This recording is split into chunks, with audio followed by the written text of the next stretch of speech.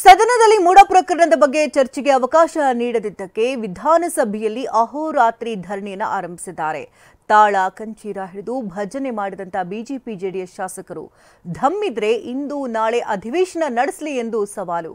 ಈ ಸುದ್ದಿಗಳನ್ನು ನೋಡೋಣ ಸದನ ಸಂಘರ್ಷ ನ್ಯೂಸ್ ಟಾಪ್ 9 ನಲ್ಲಿ.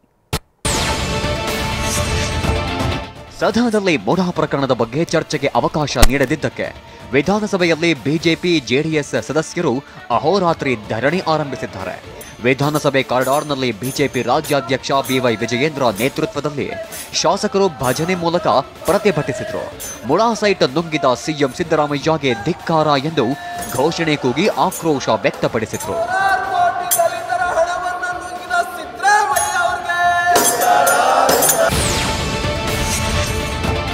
ವಿಧಾನಸಭೆ ಮೆಟ್ಟಿಲುಗಳ ಮೇಲೆ ವಿರೋಧ ಪಕ್ಷದ ನಾಯಕ ಆರ್ ಅಶೋಕ್ ನೇತೃತ್ವದಲ್ಲಿ ಪ್ರತಿಭಟನೆ ನಡೆಯಿತು.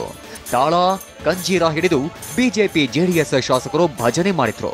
ಸಾವಿರಾರು ಕೋಟಿ ಗೋವಿಂದ, ಸಾವಿರಾರು ಸೈಟ್ ಗೋವಿಂದ ಎಂದು ಸಿದ್ದರಾಮಯ್ಯ ವಿರುದ್ಧ ಘೋಷಣೆ ಕೂಗುತ್ತಾ ಪ್ರತಿಭಟಿಸಿದ್ರು.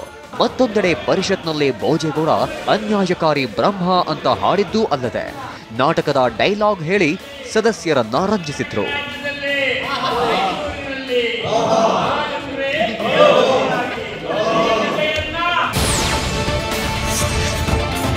ವಿಧಾನಸಭೆ ಮೆಟ್ಟಿಲುಗಳ ಮೇಲೆ ಬಿಜೆಪಿ ಜೆಡಿಎಸ್ ಶಾಸಕರು ಭಜನೆ ಪ್ರತಿಭಟನೆ ನಡೆಸಿದ್ರು. ಈ ವೇಳೆ ಔರಾದ್ ಕ್ಷೇತ್ರದ ಬಿಜೆಪಿ ಶಾಸಕ ಪ್ರಭು ಚೌಹಾಣ್ ಡ್ಯಾನ್ಸ್ ಮಾಡೋ ಮೂಲಕ ಭಜನೆ ಮಾಡಿದ್ರು.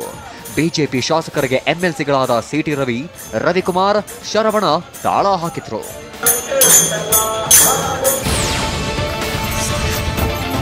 ಬಿಜೆಪಿ ಶಾಸಕರು ಸದನದ ಒಳಗೂ ಭಜನೆ ಪ್ರತಿಭಟನೆ ನಡೆಸಿದ್ರು. ಬಿಜೆಪಿ ರಾಜ್ಯಾಧ್ಯಕ್ಷ ವಿಜಯೇಂದ್ರ ನೇತೃತ್ವದಲ್ಲಿ ತಾಳ ಕಂಜೀರ ಹಿಡಿದು ಭಜನೆ ಮಾಡಿದ್ರು. ಸತ್ತಾಗ ಬರೋರು ತಮ್ಮ ಗುಳಿ ತನಕ, ಮಣ್ಣು ಮುಚ್ಚೋ ತನಕ, ಮುಡಾ ಮುಚ್ಚೋ ತನಕ ಅಂತ ಭಜನೆ ಮಾಡಿದ್ರು.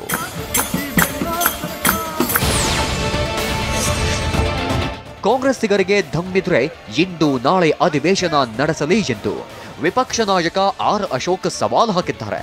ವಿಧಾನಸೌಧದಲ್ಲಿ ಮಾತನಾಡಿದ ಅವರು, ಮುಡಾ ಹಗರಣದಲ್ಲಿ 3 ರಿಂದ 4 ಸಾವಿರ ಕೋಟಿ ನುಂಗಿಲ್ಲ ಅಂತ ಸದನದಲ್ಲಿ ಸಿಎಂ ಹೇಳಿಕೆ ಕೊಡ್ಲಿ ಎಂದು ವಾಗ್ದಾಳಿ ನಡೆಸಿದ್ರು.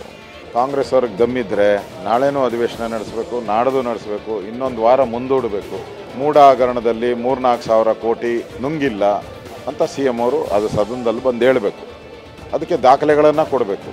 ನಾವು ದಾಖಲೆಗಳನ್ನು ತಂದಿದ್ದೀರಿ. ಹೆಂಗೆ ಸಿಎಂ ಅವರು ಲೂಟಿ ಮಾಡಿದ್ದಾರೆ. ಸ್ಪೀಕರ್ ಅವರು ಇವತ್ತು ಅವಕಾಶವನ್ನು ನಿರಾಕರಿಸಿದ್ದಾರೆ. ಸರ್ಕಾರನೂ ಕೂಡ ಪಲಾಯನ ಮಾಡಿ ಓಡೋಗಿದ್ದಾರೆ. ಇದರಿಂದ ಅರ್ಥ ಆಗ್ತದೆ ಇವರು ಈ ಹಗರಣದಲ್ಲಿ ಭಾಗಿಯಾಗಿದ್ದಾರೆ. ಮುಡಾ ಹಗರಣದಲ್ಲಿ ಇವರೆಲ್ಲರೂ ಭಾಗಿಯಾಗಿದ್ದಾರೆಂಬ ಅನುಮಾನ ಇದೆ ಎಂದು ವಿಪಕ್ಷ ಉಪನಾಯಕ ಅರವಿಂದ ಬೆಲ್ಲದ್ ವಾಗ್ದಾಳಿ ನಡೆಸಿದ್ರು. ವಿಧಾನಸೌಧದಲ್ಲಿ ಮಾತನಾಡಿದ ಅವರು, ಸದನದಲ್ಲಿ ಮುಡಾ ಹಗರಣದ ಚರ್ಚೆಗೆ ಸ್ಪೀಕರ್ ಅವಕಾಶ ಕೊಡ್ತಿಲ್ಲ. ಎಲ್ಲರನ್ನೂ ವಿಶ್ವಾಸಕ್ಕೆ ಪಡೆದು ಸ್ಪೀಕರ್ ಸದನ ನಡೆಸಬೇಕು ಎಂದು ಆಗ್ರಹಿಸಿದ್ರು. ಕರ್ನಾಟಕ ರಾಜ್ಯದಾಗ ಹಿಂದೆಂದೂ ಆಗದಂಥ ದೊಡ್ಡ ಹಗರಣ ಆಯಿತು. 4,000 ಕೋಟಿ ಹಗರಣ. ಇದರಲ್ಲಿ ಮುಖ್ಯಮಂತ್ರಿಗಳು ಮತ್ತು ಅವ್ರ ಮನೆಯವರು ಡೈರೆಕ್ಟ್ಲಿ ಇನ್ವಾಲ್ವ್ ಅದಾರ. ಅವರು ಅಷ್ಟು ಕ್ಲೀನಾಗಿ ಇದ್ರು ಅಂತಂದ್ರೆ ಇಲ್ಲಿ ಫ್ಲೋರ್ ಆಫ್ ದ ಹೌಸ್ದಲ್ಲಿ ಡಿಸ್ಕಷನ್ ಮಾಡಲಿ, ಅದ್ರ ಬಗ್ಗೆ ಕ್ಲಾರಿಫಿಕೇಶನ್ ಕೊಡಲಿ. ಆದರೆ ಅದನ್ನು ಮಾಡೋದು ಬಿಟ್ಟು ಡಿಸ್ಕಷನ್ನ ಮಾಡ್ದಂಗೆ ಸ್ಪೀಕರ್ ಥ್ರೂ ಡಿಸ್ಕಷನ್ ಮಾಡ್ದಂಗೆ ಅಲೋ ಮಾಡದೇ ಇರೋದು ಇದು ಅವರ ಗಿಲ್ಟ್ ತೋರಿಸ್ತದೆ. ಸಿಎಂ ಸಿದ್ದರಾಮಯ್ಯಗೆ ಅಹಿಂದ ಮೇಲಿನ ಪ್ರೀತಿ ಕಡಿಮೆಯಾಗಿದೆ ಎಂದು ಬಿಜೆಪಿ ರಾಜ್ಯಾಧ್ಯಕ್ಷ ವಿಜಯೇಂದ್ರ ವಾಗ್ದಾಳಿ ನಡೆಸಿದ್ರು. ವಿಧಾನಸೌಧದಲ್ಲಿ ಮಾತನಾಡಿದ ಅವರು, ವಾಲ್ಮೀಕಿ ನಿಗಮದಲ್ಲಿ 187 ಕೋಟಿ ಹಗರಣ ಆಯಿತು. ಮುಡಾ ಸೈಟ್ ಹಂಚಿಕೆಯಲ್ಲಿ ಅಕ್ರಮ. ಹೀಗೆ ಅಹಿಂದ ವರ್ಗದವರೆಗೆ ಸಿದ್ದರಾಮಯ್ಯ ಸರ್ಕಾರದಲ್ಲಿ ಅನ್ಯಾಯವಾಗಿದೆ ಎಂದು ಕಿಡಿಕಾರಿದ್ರು.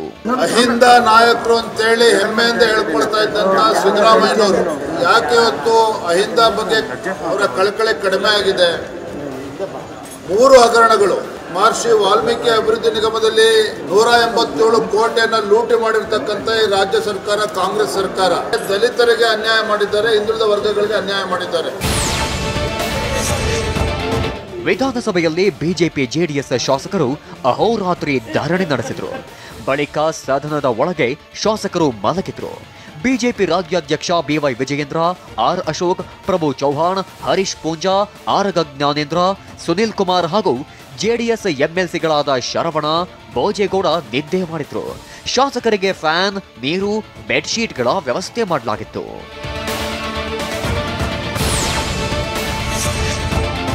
ವಿಧಾನಸಭೆಯಲ್ಲಿ ವಿಪಕ್ಷಗಳ ಅಹೋರಾತ್ರಿ ಧರಣಿ ವೇಳೆ ಬಿಜೆಪಿ ಶಾಸಕ ಧೀರಜ್ ಮುನಿರಾಜುಗೆ ಡಿಸಿಪಿ ಆವಾಜ್ ಹಾಕಿದ್ದಾರೆ. ವಿಧಾನಸೌಧ ಡಿಸಿಪಿ ಕರಿಬಸವನಗೌಡ ಬಿಜೆಪಿ ಶಾಸಕರಿಗೆ ಒಳಗೆ ಬಿಡಲ್ಲ, ಆ ಕಡೆ ಹೋಗು ಎಂದು ಆವಾಜ್ ಹಾಕಿದ್ರು. ನಾನು ಶಾಸಕ ಎಂದು ಧೀರಜ್ ಮುನಿರಾಜು ಎಚ್ಚರಿಕೆ ನೀಡಿದ್ರು. ಧೀರಜ್ರನ್ನ ಬಿಟ್ಟ ಬಳಿಕ ಡಿಸಿಪಿಗೆ ಶಾಸಕರು ಯಾವ ಕಡೆ ಬಂದರೂ ಬಿಡಬೇಕೆಂದು ಆರ್ ಅಶೋಕ್ ವಾರ್ನಿಂಗ್ ನೀಡಿದ್ರು.